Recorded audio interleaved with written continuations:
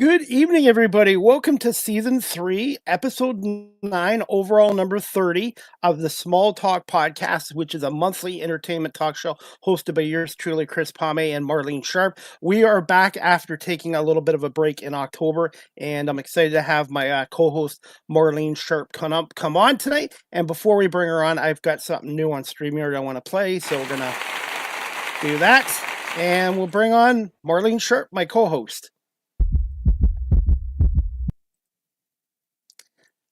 Yes, Marlene, I think there's still an issue with your headphones. Oh, I can't hear you. How about now? I can hear you now. Yes, I can hear you. That's good. Hey, it's been a little while, so I'm glad you're able to come on, and thank you for coming on today and arranging our guest, too, who's going to be on shortly. Oh, a pleasure. And I love that addition of applause. It's like we're in a live theater. There's a few new gadgets to StreamYard, and I'm just learning now, so I wanted to get that applause. And I think there's one for booing, too, on here. Oh, no, we don't want that. We don't want that. No. You can keep that one in the box. And yep. With more applause, yes. How are things in California right now? I guess you guys are getting a lot of rain and flooding in Southern California currently. We did. We got a ton of rain, especially last Monday night. And last Monday was my birthday, and happy birthday. Thank you. Thank you. But I got to say that it was a wonderful birthday in spite of all the rain. I had a small gathering with at least two folks that you know, Chris, two former guests of the show, Rob Kuttner and Nimrod May from God's Gang.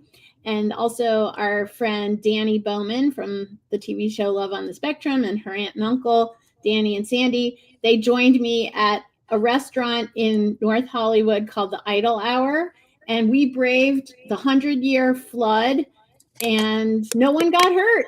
A happy birthday was had by all, meaning me. And we also did networking and such. It was Nimrod's first visit to LA, and well, not ever, but in a while, and it was very nice. But the rain all of last week was just extraordinary. And a year ago you had all the fires, and now you get the too much rain, so it's like one extreme to the other. So yes, indeed. And but actually our guest was in town last Tuesday, and I saw him, and it was a successful evening in spite of the rain and other challenges. And he flew into town just fine. So we can talk about that when he comes on. But yeah, we find a way to soldier on, even in spite of the elements. Did you have cake for your birthday? I always find you have to have cake for your birthday. No cake. I was just happy to have people gathering. The food didn't even really matter, but no cake, which is fine with me because I don't need it. And are you ready for your Thanksgiving coming up this Thursday in the States? Yes. Ready for that. What's your favorite thing about Thanksgiving? Time off of work. A rest. Yeah, and get ready for Black Friday? You do the Black Friday shopping? Yeah, I guess so. Yes, I do a lot of my shopping on Amazon anyway, and Amazon starts with the Black Friday deals. I think they've started already. So, yes. Oh, so you don't like to go to crowded malls and deal with crowd? No, I used to like that. And light up snow. Yeah, not so much. Oh, I do like the holiday movies, so I'll venture out to a mall or a theater for that, but not so much for the shopping. I'm looking forward to our guest tonight. We're going to bring him on in a minute, and thank you for bringing him on. His name is Emilio Hughes Martinez. He's a Hollywood screenwriter, and we're going to give him a little bit of applause too. That's the wrong one. Ooh, that's the wrong one. That's mood music. That's the mood music. Oh, you're right. This is the one we wanted. This is for our guest, screenwriter Emilio Hughes Martinez. I apologize for that boo-boo. No, I enjoyed it. I thought it was a good intro. Little music coming on. Thank you so much for coming on. Thank you so much for having me. So Welcome, Emilio. how's things in the world of the film industry these days? The world of film industry is a little bit different than I think it's ever been before.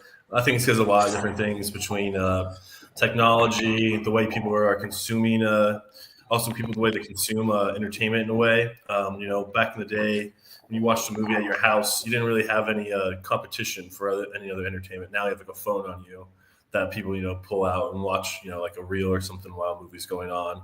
So a lot more shorter format stuff, I would say. And you had the writer strike, you had the fires, like you mentioned in the intro. It just seems like one thing after another. LA too, unfortunately, also didn't have like an idea when it came to like having rebates and stuff like that. They were kind of the last state to do it. So there's a lot of change going on. A lot of companies are buying each other, consolidation throughout the industry. So it's definitely an interesting time to be in the industry. I wanted to ask you this too, Emilio, and Marlene's got a lot of questions for you too. How did you both connect? How did you guys meet? It was I made a shorter film, a 40-minute film called The Fourth Branch, and my editor, Julian, I'm forgetting his last name, has a lot of vowels. Brodcheck. There we Julian go. Brodcheck. Hi, Julian, if you're out there. Hello, Julian, if you're out there. And thank you. Yeah, thank you. Yes, thank you. And Julian and Marlene know each other, so that was the link for us. Yes, and Julian is an esteemed member of Autism and Entertainment. He and his mom are very instrumental in all the activities of the group, the nonprofit. And Julian is an editor. He's also a cinematographer, and he's done camera and editing on a number of our different documentary shorts that we've produced through Autism and Entertainment. So yeah. Hey, Julian. And Dolly, if Dolly's out there. Dolly's his mom. Connections and network are huge. I'm in the radio media industry, but it just seems like any career you're in, connecting, networking is huge too. I think for anything, nowadays, I think you have to have somebody in the inside to even get like, any type of job, it seems like these days. More and more I'm hearing of people needing a reference or a way in for a job at, Target or something like that, Yes. Well, and this technology is amazing too, because you guys are both out in Los Angeles, and I'm in the Toronto, Ontario area, and it's just amazing that I'm getting to talk to you guys 3,000 miles apart. It's just amazing what this technology's done, and you can make a movie now with a smartphone too. Yeah, very true. Very true. But that's not how Emilio makes movies. He doesn't make smartphone movies. Or do you? I've not yet. I've not gone that far yet, but maybe I will soon. I know I'm forgetting his name, but the director for Anora made a movie with an iPhone, I want to say. This was before Anora, before like Red Rock. So I'm forgetting what the film was called. I heard it was through a phone. Oh yeah, and there are whole film festivals that celebrate films that are made with devices like iPads or phones. So it's definitely a phenomenon, and I bet it's only going to get to be more so as phones become more sophisticated. Definitely, I agree. What are your thoughts on that? And would you consider doing a film through a smartphone just for the experience? Right now, in my career, maybe not, but maybe later on, and seeing also how technology gets better. If it keeps getting better and better and better, improving, then why not? It is, I think, a way though you can make, you can make a good-looking reel or short format film for your social medias and stuff like that. I think it's great for all those avenues. Emilio, have you been to Canada yet? Have you done any filming locations in Canada yet? I have not personally, no. I have. Do tell. I've made multiple films in Canada, animation, all animation. But Canada, at one time, I don't know about at the present, but at one time, Canada and Korea had a very robust treaty, a production treaty. And so I worked for a Korean company full time for about 5 years. And we made a series called Vesuvius through the Korean co-production treaty. And we also made a Christmas special called Gotta Catch Santa Claus that starred Brendan Fraser and Mr. Star Trek William Shatner. And I've not ever seen it, but it exists. And I worked on it. I put the whole thing together, but because I'm not Korean or Canadian, I didn't have the credit that I felt I deserved. Therefore, I did not watch the movie for the special. But yeah, it was a very pleasant experience to put those packages together with the help of the Korean incentive program and the Canadian incentive program. It made it very streamlined, very easy. And I was surprised. I was expecting it to be a difficult process, but it really wasn't. Emilio, I wanted to ask you this too, since you're a Hollywood screenwriter and you're a producer and director. How important is it to find the right location or locations for filming a movie?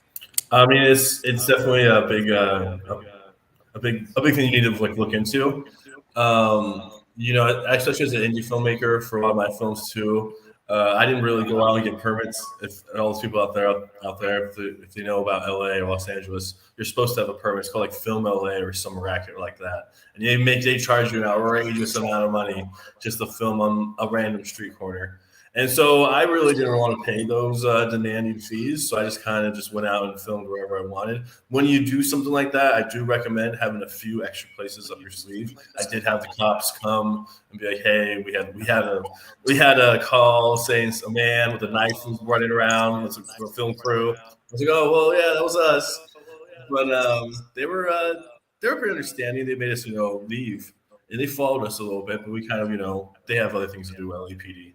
So finally, they had something else to do, and then I had another place to go to, and we went there. And it looked very similar. So it didn't really matter too much. And we were able to Hollywood it with editing and everything. So I will say, I try to avoid to film in LA just because of those reasons. It's not always the easiest because of the permits and so on and so forth. But you can work around it. There is a way. There's a will. Have you filmed outside of California yet? And I'm sure each state you'd probably have to get a film permit at some point in those states so too. When I was working at Eclectic Pictures, we had a few different productions that were either in Georgia or a lot of them were actually in Europe. So I was never on production per se, like on set, but we had to do, like you said, all the formalities, paperwork, all the X's and O's that you had to sign to film somewhere else. A lot of states make it easier to film, so it's actually not as hard as California. Georgia is one of them. There's a few other states out there that have really good rebates also, and it's kind of opened up the past couple of years. You can see that like Georgia doesn't have as many productions as they used to because a lot of them went to Europe because that's even a bigger rebate. And then I have friends recently who are taking their productions to Colombia because it's like a 70% rebate. So you can find rebates in other countries now if you're willing to film there. And you also have to get the crew from that country or from that area or that state, would say. If you're willing to do all that, you can do it, and it's has its pluses and has its minuses. One thing about having to do that, you can't bring your crew from LA to those places, at least not all of them, because you have to have a certain percentage of people working from that state or that country. 70%. Wow, that's almost free. Basically, you make a free movie in Colombia right now. But I'm wondering what the conditions are like and so forth. I've been to Colombia before just to travel. I was at like Medellin, Cali, Cartagena, Bogota. It was relatively safe. I didn't feel it was unsafe at all. It does have a certain look to it. It does look like Latin America, So, if you're trying to like make it look like New York City, that might not work. But, it could be, an undescript city somewhere, that could definitely work. It doesn't have, it could be, wherever people won't know for sure. It's just a city somewhere or a town somewhere. Emilio, without getting into politics, how much has the tariffs hurt the film industry? Ooh, in the United States? Personally not crazy amount for me. I mean, sure, if you're trying to buy equipment and stuff, let's say a camera or something like that, lenses, they've all gone up. But also, yeah, the tariffs have food, I think gas. I think just the overall lifestyle of everybody's, everything's gone up in every sector in the way, from lifestyle to film to whatever it may be. Marlene? Emilio, I am curious about your show business origin story. What is the story behind Emilio, the filmmaker? How did it all begin? I always knew what I kind of wanted to do, which can be it can be a blessing and a curse depending how it works out for you, I guess. But at a young age, I always kind of knew that I wanted to write stories. I always knew I wanted to make movies in general. I became a screenwriter just because it was kind of the first thing that you could do. That was also kind of the easiest, not the easiest, but the first thing you could do that you didn't need other people. You don't really need to be a director. You need like actors, lights, producing. You're looking at like a project with multiple people. But when you're writing, just you see the blank page and the pen per se, and you're ready to go. So that was kind of why I chose writing in the beginning, was because it was just I felt like it was the easiest way to get in there. Writing wasn't always easy for me either, though. I grew up, I was dyslexic growing up. I still am. You don't get rid of that type of thing, so I still switch words around and stuff. But it was a lot worse when I was younger. So it was definitely an uphill battle to get to where I needed to be. Yeah. Did you go to film school? I did. I went to Northridge. I went to many different schools. Let's see. I went to a school up in the Bay Area, in Northern California. I played some soccer up there. It was a D2 soccer school. Did not stick around there for that long. And then kind of jumped around for a while. And then I ended up going to Northridge. I graduated like 2019 or so about 6 years ago. So I took definitely the long way through college. Don't recommend that for everybody listening out there. You should definitely go the more direct route than I did. But I had a good time too. I had a lot of fun, to be honest with you. So it kind of worked out. And CSUN is a good school. CSUN's a good school, and I think. Some of your... Oh, so sorry. No, it's okay. Go ahead. I was just agreeing. I think CSUN is it's a pretty good school, especially for the money it costs to go. And you get they have like a movie theater on campus. They have a lot of equipment you can use on campus. The very first short film that I made was a little like 15 minutes short. I ended up using all their equipment. My buddy worked on the thing, and we just signed it out for like a weekend without anybody knowing, and just used it all. So really, like people, I wasn't the only one doing this. So people were doing that all the time. So they were, and I met a lot of good teachers. Morgan Land, he wrote the Iceman's Millennium film. He teaches there. I'm pretty sure he still does. I'm not sure if he still does, but he did for a long time. I still use him to read my work all the time. They had a lot of teachers that were just teaching there. We teach at UCLA, teach at USC. I thought it was a good education for it, especially for the money. Emilio, who were some of your early influences and mentor into your film making career? Influences, a lot of filmmakers that I watched growing up were probably Stanley Kubrick. I just saw Eyes Wide Shut again recently for like the 100th time.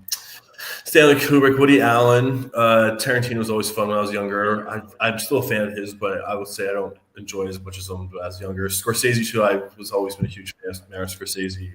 I watched Goodfellas, Casino, The Departed, all those films many times. Coppola too, with his Godfather, Apocalypse Now, and how the story of how much it took for him to make, especially Apocalypse Now. It's really just interesting to see what people put into like their art and willing to sacrifice just to make something. What are your thoughts on Ron Howard? Ron Howard, I like Ron Howard stuff too. I just watched The Grinch last night, actually. Yeah, so I forgot how funny those movies. He makes a lot of fun movies. I think he did like Close Encounters of the Third Kind also. Might be mistaken there, but that was. Oh, that was Spielberg. Spielberg, you're right. But I could see how tonally there is a common ground between Spielberg and Ron Howard, especially. They have very similar themes of films. Yeah. But I was watching The Grinch last night. It was a lot of fun to watch. Oh, since Christmas is coming soon, Marlene and Emilio, what are some of your favorite Christmas movies? I love a Charlie Brown Christmas. which is, I guess, isn't not real. It's not really a movie. It's more of a holiday special, but love it. It's a movie. It's a movie.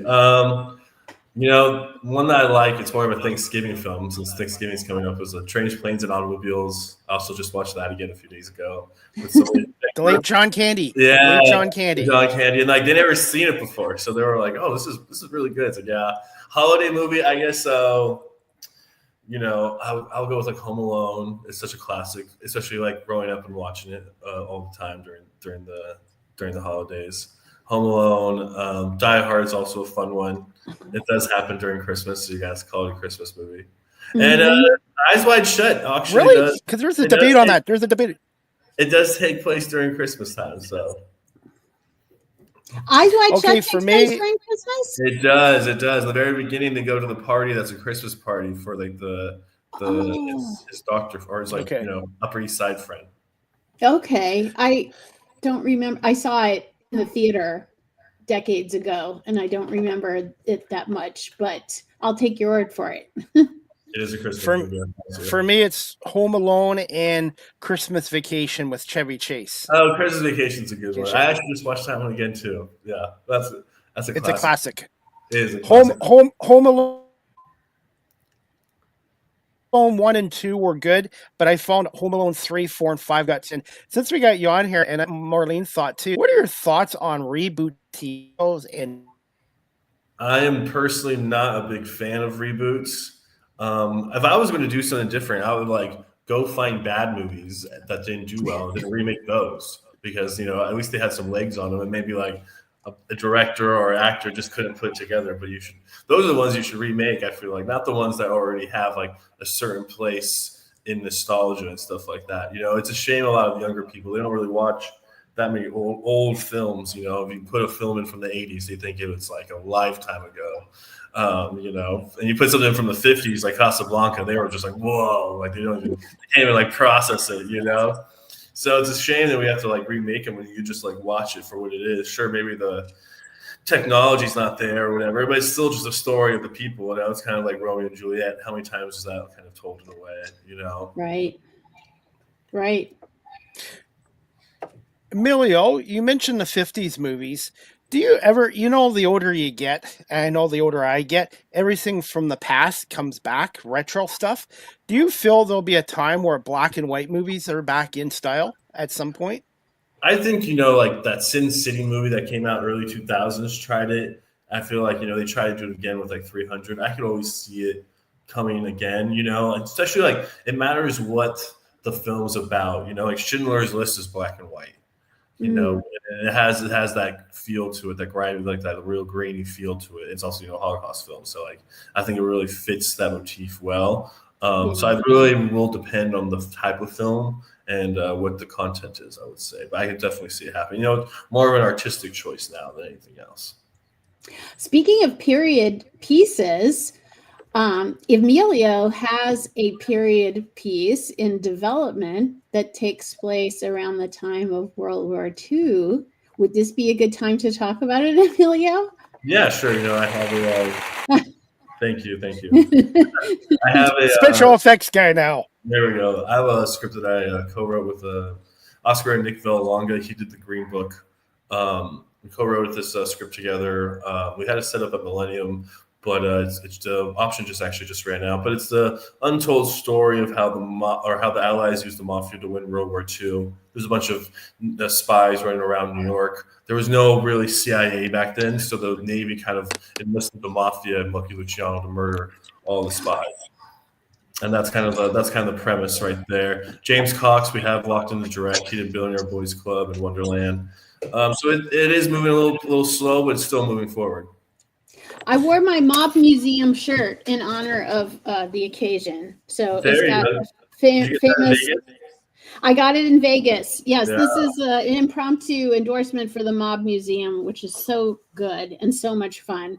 But it's also a soft endorsement of Operation Underworld, which is Emilia's film.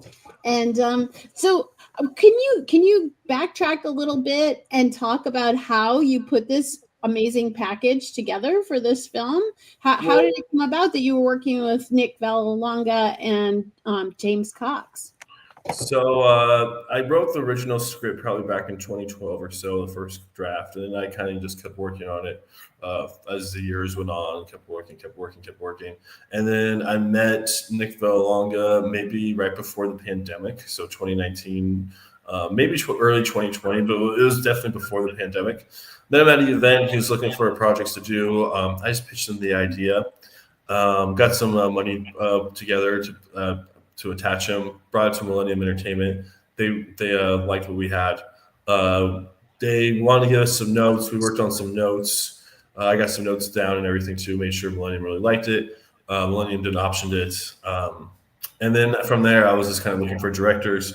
And really, I just emailed, or I think I cold called James Cox. I met his lawyer first, and then his lawyer gave, or it was she, I think, gave me his information. And then we kind of started the relationship from there. Wow, this is a wonderful, inspiring story, because you weren't contacting through the usual channels. Like you weren't. It wasn't like calling up agents and making an offer. It was more of a roundabout way. It was. I definitely, yeah. It was more of, I found people who were looking for something, and I kind of, had something they wanted. Yeah. And then, so how was the collaborative process with Nick Vallelonga? How did you go about working with him on the script? A lot of it was, we kind of, once he came on, he wanted to kind of just do his own kind of draft, which I was absolutely okay with. So I was like, just do what you want to do, and we'll take it from there. So he came up with a draft, and then that's the one we got from Millennium. They had notes, and we kind of just worked off that draft to bring together everything together. So it was a team effort in a sense of, especially the rewrites with everything they wanted. It was a good amount of rewrite that the Millennium wanted for the story, but we were able to get it done. So it was definitely a team effort. Wow. And then were you also working at Eclectic Pictures at the time that you were?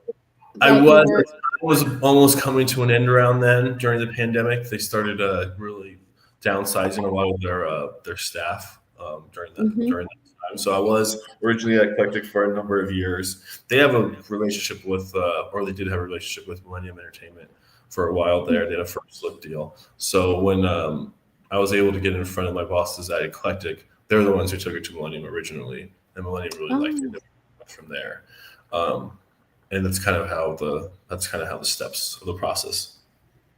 And Emilio, go ahead. Sorry, go ahead. I was just going to ask Emilio to provide some context about Eclectic and Millennium, some of their films that people might have heard of.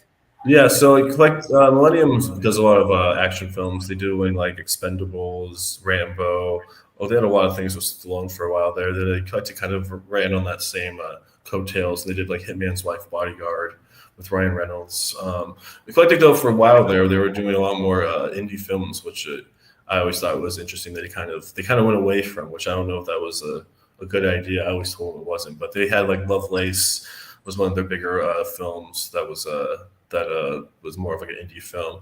Now, I don't know, like I said, with the industry going on, a lot of people are looking to buy these companies and catalogs, it seems like. So, a lot of these companies I don't know if they're going to be around for the next, in the next 5 to 10 years.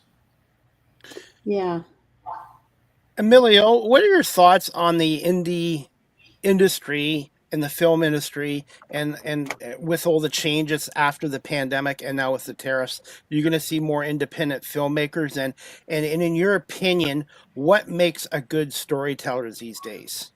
Okay, I do think it's the superhero type of budgets and big budgets for all these films are going to get cut down sooner or later. I don't think it's just like, it's not good business to put so much money into one film and hope that you recoup your money, because if you don't, you're kind of screwed, for lack of a better term. So I do think indie filmmaking is going to come back more, just because companies might be able to spread around their money more on different people or on different projects. And if one doesn't make money, well, it's okay. You have another 20 projects that are going out that year that one of them will make money. I think also with technology, with all the with like Amazon and Netflix and all the streamers, people want more content more than ever. I don't know if it's always going to be so long. It might be shorter content, but I think indie filmmaking will, in general, make a comeback. I do think it's going to take a little more time with so many things changing. I think, the next 5-6 years is when it's going to make its like big comeback. But I think it's going to take a little bit longer. I think it's going to take a few more flops in the theaters of like bigger budget films. You do see it happen more and more, but I think that's what's going to have to take. Also, you have films like Anora that came out last year. It didn't do great in the theaters, I don't think, but I think it did make money, and it also won Best Picture. So, more and more people are recognizing those type of films, and that's what they're looking for. And then, what makes a good storyteller? Was that what you said? Yes. I think it really does come naturally to some people, and some people it doesn't. You just have to be able to tell something with a beginning, middle, and end. That's really all you have to do. And sure, it's great to have characters and so on and so forth, but just having a beginning, middle, end, having someone be able to tell you a story of their life or something that they've seen or saw, and they can bring you there, if it's either through their voice or it's either through the page. They can bring you into that moment that you're living next to the person. And I think that's really what makes a good storyteller, is being able to live in that moment with somebody. What are your thoughts on AI? And I've even heard of AI doing some acting as well. I'm crazy. AI acting is absolutely insane. As a writer, personally, I don't think it's going to do too great. Even just putting a prompt into a chat GDP, it doesn't really come out anything too amazing, in my opinion. I think, though, it's going to be a tool that people are going to be using for the near future, or not even near future, for the future. And, if I think some areas are going to be harder, maybe like editing. I think, I've already heard of people, they'll want dailies after a shoot. They'll put it into the computer, say, align these scenes like it's a Tarantino movie, and then they'll have the mood of a Tarantino movie. Or be like, we want the mood of a Woody Allen movie, and it'll come up with the scenes of a mood of a Woody Allen film. So I think, some areas are going to be definitely affected. But I think overall, I think it's going to be okay. I don't think it's going to bring some revolutionary change where people are going to be like, oh, everything's going to be AI. The story is going to be AI. The actors are going to be AI. I mean, earlier when we were talking, we were having trouble with the audio. Technology is great and all, but it doesn't even work half the time. So I don't see how a computer that can't even make sure the microphone's working is going to take over the world. I just don't see it right now. That's just my opinion, though. But I don't think it's going to be something that's going to replace a lot. It could replace jobs in a way, but I think it's the way the industry is going with consolidation. That's bigger than AI right now, I would say. Companies buying companies, firing off half his staff. I think that's more of a big change than AI at the moment. Emilio, for those people that are watching this show, live streamer and audio, and they're interested in getting into the film industry as a producer, director, screenwriter, from your experiences, what advice would you give to those people? Oh, make sure you want to do it. This isn't something you should just do for fun or something you should do just to wing it. It's going to be definitely a lot of trials and tribulations. It's going to be lots of ups and downs. It's going to be lots of no's. So I tell people all the time, unless you really, really love it, unless you really, really want, you cannot do anything else besides this, then you should probably go do it. Easiest way, I would say, if you have money, James Cox always told me anybody can be a producer with $1 million, because you could just now you can just make offers to people, and now you're a producer for whatever projects, you get your money back, whatever, boom. So if you have money laying around, that would probably be the easiest. Plus, you don't have to worry too much about having good taste in films or in art or having a good eye in anything. All you gotta do is write a check, and now you're a producer. So buy your way in.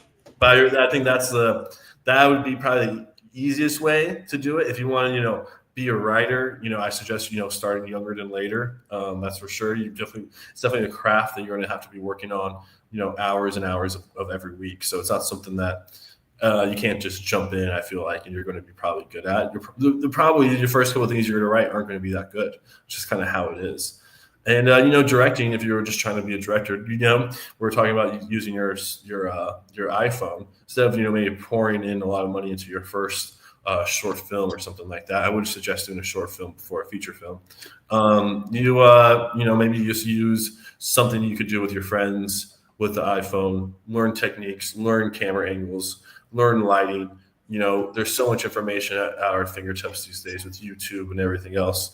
You can just type in, lighting for X, Y, and Z, or how did this person make the scene look like this, or whatever, and like they'll show it to you. So I mean, you can go out there and make your own movie for no money. Now you're not going to make any money, and no one's ever going to see it. But at the same time, you're still working on your craft. So it's like I said, it's not going to be anything glamorous, but it could be fulfilling.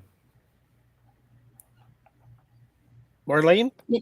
Yeah, and you can collaborate with people who have gone ahead of you and had some measure of success, and use their reputation to have a halo effect over what you're doing. Sometimes you don't need to have a big check to do that. You can find a mentor from just going to events, just talking to people, telling everybody, this is what you want to do, and making friends. I remember a few years back, I was on a podcast that was hosted and produced by a high school student. She was like 16 at the time, and she rattled off a list of all these accomplished people who are on her podcast, and I asked her how she got those folks as guests, and she said, I just DM'd them on Instagram. Reach out. That's what I've done. Yeah. You got to put yourself out there. Yeah, and she was fearless. She knew no boundaries in communicating with people. She, it didn't matter if this was an Oscar winner or a Grammy winner or what have you, or somebody who lived next door. She was equally open to talking to everybody, and she didn't really think about the consequences of getting rejected. She just did it, and she had a lot of success in getting guests that way. So sounds like the female version of myself. and you know what? And the thing is, you get, hey, I've had a lot of success, but I've also been turned down. But whatever career you're in, filmmaking, whatever career you're in, you got to put yourself out there. And sometimes people do say no. You don't take it personally. You take it as a temporary setback, and you keep working in mindset too. Yes. You just have to, I think also the more you do it, you're desensitized to the rejection. So it's like exposure therapy. The more you do it, the less impact it has. And then good things could happen. Emilio, I wanted to get your opinion on this. I don't know if you could speak on the TV industry, but maybe you and Marlene could speak on the movie industry. Do you find there's a lack of creativity these days? I don't think there's a lack of creativity. There's just a lack of people up on the top who are afraid to make like a bet on something new.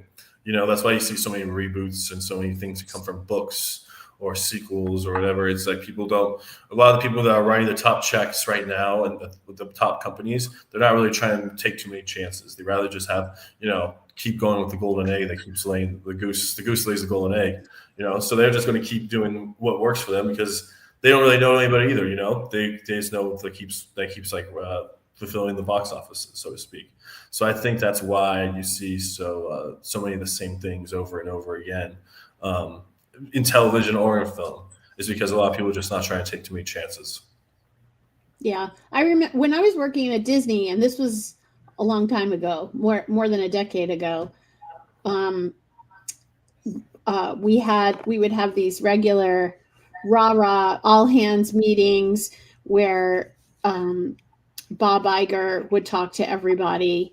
And I remember at one of those meetings, he said, we're always looking for ways to resell the catalog. And and this was before the current climate of aversion to risk and everything. I think at like Emilio said, at the top, there's always people want to keep their jobs. And then also when you're at the top, at the tippy top, like Bob Iger, you want to keep getting those lucrative bonuses and so forth. So you're not so much dedicated to innovation. You just want to keep the status quo or make more money or make more money. So in the case of Disney, reselling the catalog, that is the business that they're in. That's what the theme parks are all about, repackaging the IP that they own and presenting it to people as merchandise or rides or some other kind of experience, or a new movie, a new TV show. Look at all the reboots that Star Wars has been through since Disney acquired that catalog. Too many in my opinion. Yeah, so many. It's like we just don't make things special anymore. If you have something that's special, it's rare because there's only so much of it. When it's oversaturated the market, it's not special anymore. So now it's just whatever. If it was they did a Star Wars one every 10 years, I bet it would be a lot bigger deal. And it'll probably it'd be like more people would talk about, like, I got to wait 10 years for the next Star Wars. It would kind of like make everybody want it more. I would feel like. I think so too. Yeah. With the original Star Wars, growing up in the 70s and early 80s, I'm old. It was the first one was 77, and then they made us wait another 3 years for the sequel, and then the last one, Return of the Jedi, was 1983. So they waited 6+ years to do 3 movies, and I think that's what's missing nowadays too. Yeah, and with television too, now you could just binge watch the whole season if you want to. I remember when The Sopranos came out, I used to watch it on Sunday nights, and it's with Entourage and Curb Your Enthusiasm, and The Wire, and you would we're waiting for those next season to happen, and even the next episode, because you wanted to see what was going to happen. So I think it made more viewers in a way. Yeah, the anticipation would build, and it was more of an event. It was more of an occasion. Or cliffhangers on TV series, like Dallas and a whole bunch of these TV shows from the 80s. There was always a season-ending cliffhanger, and you'd have to wait 3, 4, 5 months to see what happens the next year. You got to wait. You have to be patient. It builds it up. I think we're missing that in storytelling. Mm-hmm. Emilio, do you have a little bit of time? Because I wanted to play a clip. You did send me a clip on email, but it wasn't compatible with StreamYard. So I did find the trailer on your YouTube channel. So I'll play it off of your YouTube channel, and that's from the Fourth Branch, if that's okay to play. Go for it. And I won't hit the booing button on here either. Thanks.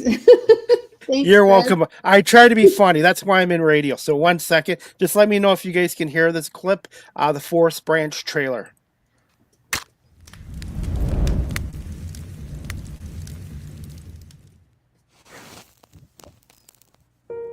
What most people don't understand is you really only get one shot to tell a story. Daisy Williams? Excuse me. And it's my duty, all of our duties, to find meaning in it, no matter what path or alleyway it may take us. Oh, man. What did you say your name was again? Aldo Kane, Citizen Kane. What the fuck kind of name is that?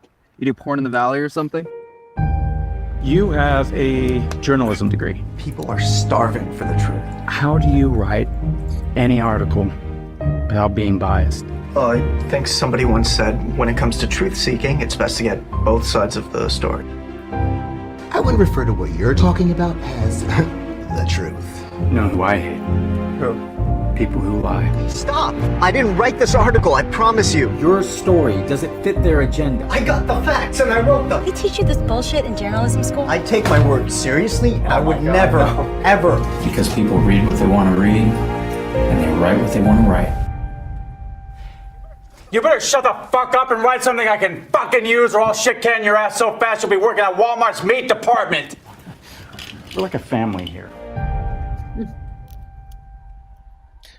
Thoughts on that trailer, and how can people find you on your YouTube channel? I believe it's under E.Hughes Martinez is my YouTube channel. We don't have the movie up right now. It's still going to a few other festivals, so it's not on YouTube right now. It's this trailer. My past film before that, The Method, the one that I used all of my whole college's equipment, is on there. It was a fun to make though. It's a 40-minute film. I wanted to see how I could make something as long as I could for the budget I had. I only had about $28,000. It's not the biggest budget in the world. But I feel like we made it work, made it happen. It was a fun story too. You know, I came up with the idea during the pandemic. You know, I'm still a big news guy, but I was clicking back and forth between like CNN and and Fox News, and I was like, oh, like what's like it amazed me how like there was like the same story, but the different spin on the story made it a whole different type of story. Even though like the bones were still there, but it was just the way people are viewing it is so different. And so that kind of gave me the idea of you know, how do you write something without being biased? You know, because everybody has some type of bias towards them. So like, how do you create the news without being any type of bias? So that was kind of like my original catalyst of the idea, and then that's kind of when I started writing it. And I wrote until about 2022 or so, maybe 21. Maybe I started filming around 21 or so, 22, and we finished it about last year. Like I said, it took a lot of work. You know, when you're doing indie filmmaking too, you know, I produced it, I wrote, I directed, but you know, I also, you know, found the sets, did a lot of the costumes. You know, just basically it's all hands on deck. So, you know, you got to just do whatever you can do. And, you know, I made sure also to hire some really good people like Julian to help me produce, and also to edit. I had my friend Tristan be the DP, and he had a crew of guys that he's worked with a lot of times. So I kind of hired his crew of guys to do all the lighting and all the stuff like that. So like they knew what I wanted just by showing examples of other films. So I'll be, oh, like this is what I want this to look like here, and this to look like here, and this to look like there. And like, you know, here's a shot list, and they were able to do it really good. So it did take a little while, but it's also, you know, when you only working with $28,000, it's definitely more of a slow process than a big one. You know, I was always told you can do things like you have to pick two or three, either be good, cheap. I'm forgetting the last one, but it's like basically, yeah, fast, good, and cheap. You can't do all three, or you The trifecta. Yeah, so if you are going for good and cheap, you're going to have to take your time. You know, well, if you have a lot of money, you go as fast as you want. You know, you do whatever you need to do. But when you're really working in a budget, you really got to work with what you have, and you know, see what you have and what locations you have. A lot of locations were places like apartments that I have, apartments from friends. Just anything I could think I could write into the place that I knew I could use. Julian's mom says we could use her office at the time, so I used her office at like midnight. We waited till everybody left, and then she gave us the keys. We went in there around midnight and like got done around 5. You know, we just used what we had, you know, for like whatever that could work. I want to give a little drum roll to the behind the scenes people, because I've worked in the TV industry, and the on-air people always get all the credit, but it's the producers, directors, the camera operators, the audio guys, the people that are behind the camera that should get a lot of credit too. So I'm going to do a little drum roll here for your behind the scenes guys. Oh, nice. See, that's going to add to the show. That's for you guys. And Dolly too. Julian and Dolly too. Absolutely. How satisfying was it seeing this movie come out, The Fourth Branch, and how successful it's been at film festivals? It's definitely been satisfying. It's definitely a film too that it's pressed a lot of different buttons on people. So I've had a mixture of reaction of people in the theaters when they watched it. I've had some people who really, really liked it, who like followed me out and like wanted to meet me. I had other people who did not like it as much. But you know, that's kind of the point of what I'm trying to make. I'm not trying to make something for everybody. So I kind of had an idea that what I was doing and what type of reactions I was going to get. Yeah, controversy. That's great. It's always good. What's one word to describe yourself as a screenwriter? One word. Oh, I guess grit. You know, I just keep going. I just keep coming, no matter how many times I get told no. I just keep on going, one foot after the other. Just don't let it affect me. Any chances you'll go into acting at some point too? You know, I'm out in Arizona part-time, and I'm out here right now taking an acting class. It's called like Deering Studio, something like that. It's a good. If you're out in Arizona, you should, or Phoenix area, you should definitely check it out. But I'm taking it just to become a better director. I see the type of ways they get to the actor's head on different things the teachers are doing, and different ways they give direction to the actors. And I'm just kind of writing down and taking notes and trying to be a sponge and taking it all in. How important is it to wear many hats? You see, I'm wearing a hat, but in the film industry especially, how important is it to wear many different hats? I think now more than ever, you should definitely be wearing more than just one hat. You shouldn't just be a writer. You shouldn't just be a director. You shouldn't just be a producer. You should be like doing all three, or trying to do all three, or working on different areas. You shouldn't just be an editor. You should be doing cinematography. I think with the way technology is going, you're going to want to have as many hats as you can of stuff that you could do. And if you're an indie filmmaker, it just, it makes it a lot easier on you. You don't have to hire somebody when you can just do it yourself. I have a question from my colleague here. She wants to know if you have any plans to do animal-based films about animals or with animals as prominent characters, especially dogs, especially fluffy white dogs. I have not done any work with animals yet. And I also being an indie filmmaker, I try to avoid animals per se, just because it's going to be a lot more work. You got to bring a dog trainer in. You also, you don't want the dog to like bite anybody or anything like that. It just brings a whole liability. Liability, yes, I understand. So dogs and children are difficult. Dogs and children, you can't also, if something happens at an indie film, the actors might be down to like stick around longer to make sure the shots or whatever. With a child, doesn't really work. A dog, probably even harder. So, I try to stay away from that just on my own projects. Some of the bigger projects that I've worked on have had animals, but they also went through the right stream of people and all those things to get it done correctly. Yeah.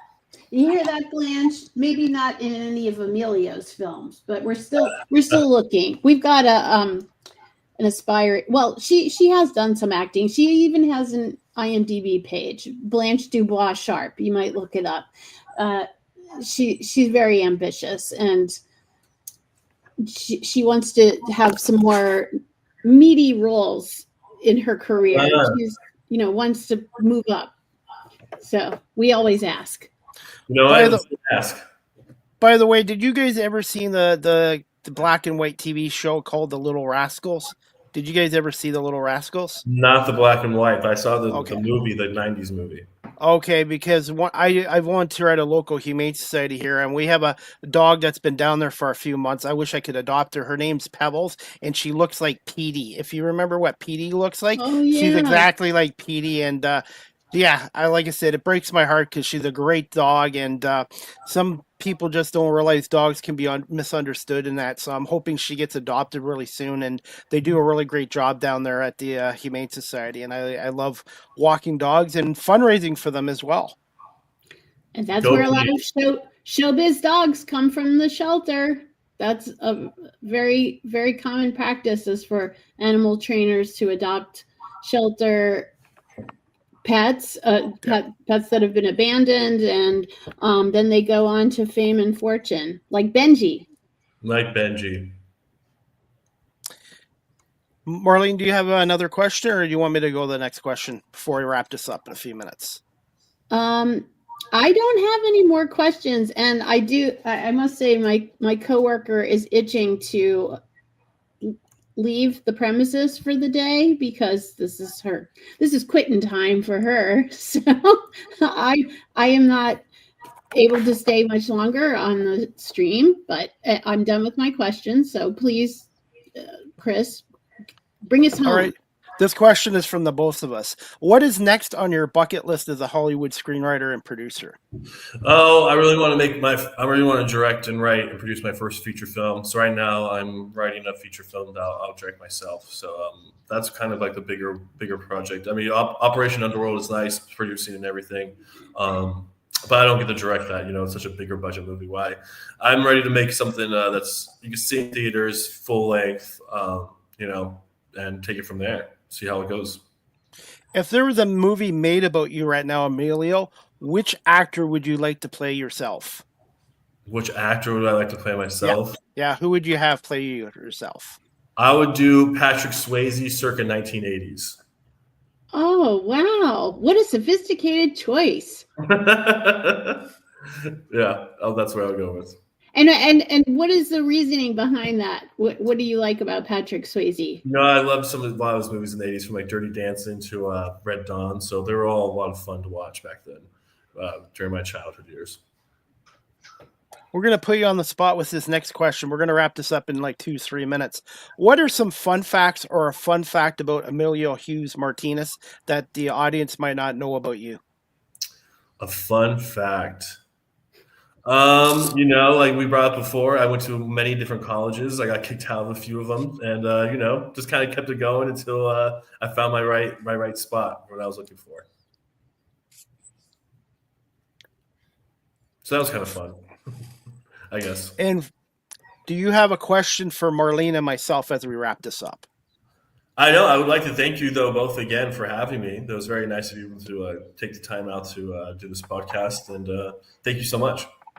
You're very welcome. You. Thank you so much. And can you tell our audience again some of your upcoming projects for the new year coming up in 2026? Yeah, we have the fourth branch that will be going out right now. We're just finishing up some festivals, so you can check that out on my YouTube, E.Hughes Martinez. You can also follow me on Instagram, the LA Kid or E.Hughes Martinez. I always check my messages and stuff like that. So if you ever want to collab on something, trying to get to the final push for Operation Underworld and get that into production, hopefully by the end of next year. Your the fourth branch, is it available on Amazon Prime too? It's not. So once we have everything done with the festivals, will be probably around like April this year. It'll be on more streamers and stuff. Any plans to come to the Toronto Film Festival here next year? It's Yeah, usually every September in Toronto. I would definitely love to go to TIFF. I've heard a lot of good things. Eclectic used any Millennium when I was always rolling with them. I used to go out there, but unfortunately, I never got invited, so I didn't get to go. I always had to stay back at the offices. But I really would like to go. If you do attend next year, let me know because I'm about an hour away from Toronto. I would love that. We could go grab a drink or go check it out, film or something. And Toronto is great for filming, for actors, comedians. There's a lot to do there. It's our version of New York City. Okay. Definitely. Okay. I'll definitely want to check it out. Finally, where can our audience follow you on social media and the best way for someone to contact you through social media? It would be through Instagram. Like I said, the LA Kid, E.Hughes Martinez is probably the fastest and most efficient way to contact me and follow me. Well, Emilio, I want to say thank you so much for giving us an hour of your time tonight. Continued success in your career, and I'm sure Marlene would want to say the same as well. Absolutely. Yes, thank you, Emilio. Thank you both. You guys have a great rest of your night. You too. Thank you so much. Thank you. Marlene, as we wrap up our show, this is our 9th show of the year. Hopefully we'll get one more in before Christmas time, and we'll kind of do a Christmas theme since it is going to be Christmas time, December 25th, which is a month, almost a month from now. I can't believe it. This year. Insanity. But it's almost over, so happy holidays, everyone.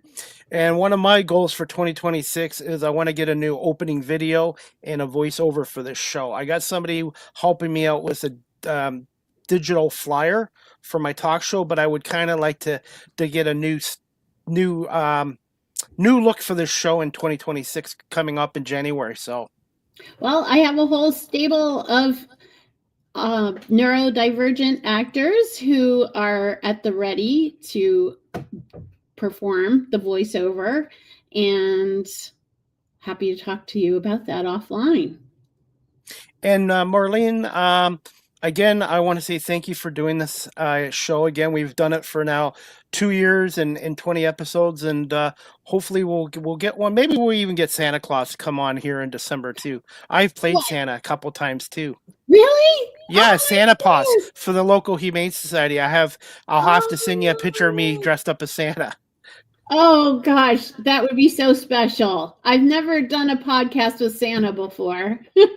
So we'll have to come up with something creative, but I'm looking forward to do one more before the end of this year as well. And I hope you have a very happy Thanksgiving on Thursday and a stress-free Black Friday.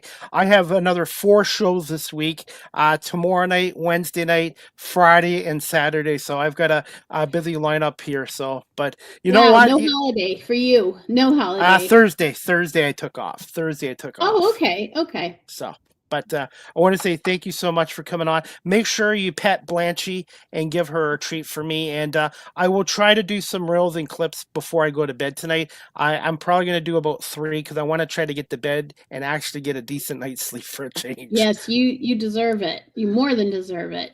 So, but I'm looking forward to our last show in December. And any final thoughts on our guest tonight as we wrap this up? Oh, Emilio is a brilliant guest. He's such a raconteur, and I love hearing his perspective on the industry and all the exciting projects he has on his slate.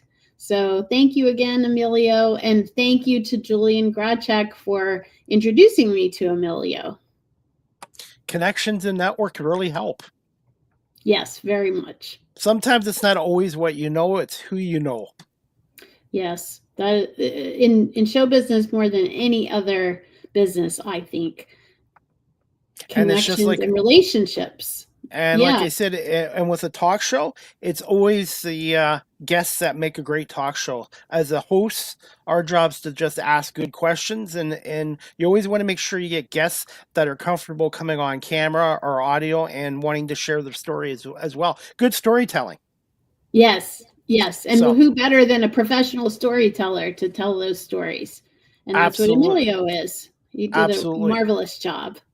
All right. Well, I'm going to let you go. Make sure you give Blanchie a walk, a pet, and a treat. Enjoy your Thanksgiving and your Black Friday, and we'll talk to you soon. I will send you the full video, the audio, and I will do maybe 3 reels or clips tonight, and then I'm going to call it a night and get some sleep. And then if there's something else you want specifically, just send me a message as well.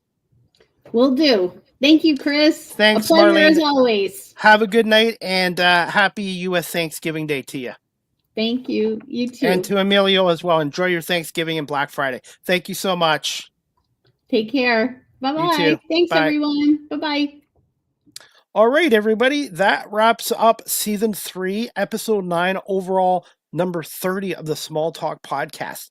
3 years, 30 episodes, and the Small Talk Podcast is a monthly entertainment talk show hosted by Chris Pomay and Marlene Sharp, and we're hoping to do one more episode before Christmas or before the New Year as well, and who knows, Santa might come on here as well. So thank you to our guest tonight, Hollywood screenwriter Emilio Hughes Martinez, for coming on, and I want to say thank you to everyone watching this live stream on Facebook, our Facebook page, the Small Talk Podcast Facebook page, Facebook, LinkedIn, YouTube, Twitch, Twitter, X, Instagram, and thank you to everyone listening to this show on our audio platforms. The Small Talk Podcast is on Apple Podcasts, Spotify, iHeartRadio, Amazon Music, Good Pods, and wherever podcasts are available as well. And if you're a business that's looking to advertise on the Small Talk Podcast, please DM me at cpomay19@gmail.com, CDP Media Productions. We'd love to have your business on our show as an advertiser and sponsor, and look forward to working with you. So if you want to advertise on a live streaming platform such as the Small Talk Podcast, please contact me, Chris Pomay, DM me or cpomay19@gmail.com, or you can contact Marlene through her social media sites as well, and I will put them on before we wrap this show up. And again, I want to say thank you to everyone for watching this show tonight as well. And I'm just hoping we can get one more show in before the end of the year. And I do have some announcements to make. The next live with CDP Sports and Entertainment Talk Show is going to take place tomorrow night, Tuesday, November 25th, 7 p.m. with my special guest, friend of the show, National Lacrosse League insider and media personality, Adam Levy. Adam's going to come on. We're going to talk about the 25-26 National Lacrosse League season. Can the Buffalo Bandits four-peat as National Lacrosse League champions, and some of the changes going on with the National Lacrosse League, and maybe possible expansion going on in the future as well, in which cities could be considered expansion franchises as well. So Adam Levy will join me tomorrow to talk National Lacrosse League. And for some people who aren't quite sure, there's field lacrosse, which is outside, and then they have indoor lacrosse. So Adam knows the National Lacrosse League and the Buffalo Bandits, as well as anybody in that league. So tomorrow night, Tuesday, November 25th, 7 p.m., check out Live with CDP Sports and Entertainment Talk Show with Adam Levy. Wednesday, I have Paul Beichel on. He is a Toronto Blue Jays super fan. He has the largest Blue Jays collection, I think, in the world, with over 13,000 items. And then Friday, I have at 4:30, Black Friday edition of Live with CDP Sports and Entertainment Talk Show. I have Ashley Stewart on. She is a 5-time author and a content creator. And then Saturday, I have a women's arm wrestling champion and musician from Calgary, Alberta on Saturday night at 9 p.m. as well. And her name is Amy Zahorokowski. I think that's how you say it, Zahorokowski. So I'm going to practice that before Saturday night as well. So again, thank you to Marlene Sharp and to our guest tonight, Emilio Hughes Martinez, accomplished Hollywood screenwriter, for coming on here tonight. And again, I want to say thank you so much to everybody for watching this show and listening to this show. And before we wrap this show, I'm just going to play one more little clip we got here on this show, courtesy of StreamYard. I like these special effects they've done. So if you're looking to get into podcasting or webinars, check out StreamYard.com. I hope everybody has a great night. Hopefully the Red Wings can win against New Jersey tonight. They were down 3-1 to New Jersey in the second period, and the Pistons are trying to go for their 13th win again tonight against Indiana. So again, thank you to Marlene Sharp and our guest Emilio Hughes Martinez. The Small Talk podcast will be back in December, hopefully before Christmas time or before the New Year. So please check out Marlene Sharp's or my social media pages for our next Small Talk podcast show as well. So I hope everybody has a great night, and the Small Talk will be back in December for our final episode of 2025, and Live with CDP Sports and Entertainment Talk Show tomorrow night, Tuesday, November 25th, 7 p.m. Adam Levy, insider and media personality with the National Lacrosse League. Good night, everybody, and thanks again for watching and listening to the Small Talk podcast with Chris Pomay and Marlene Sharp. Good night, everybody.